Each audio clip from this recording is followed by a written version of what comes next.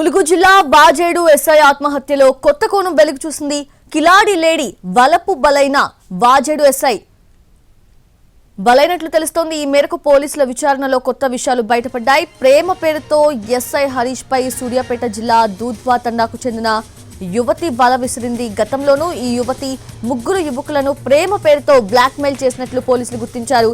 అలాగే ఎస్ఐ హరీష్ ని కూడా వంచేందుకు ప్రయత్నించింది. ప్రేమ పేరుతో ఒత్తిడి తేవడంతో ఎస్ఐ హరీష్ ఆత్మహత్య చేసుకున్నాడు. ఎస్ఐ హరీష్ తల్లిదండ్రుల ఫిర్యాదు మేరకు యువతిని పోలీసులు అరెస్ట్ చేశారు. ఆత్మహత్య ప్రేరేపిత కేసు పెట్టారు.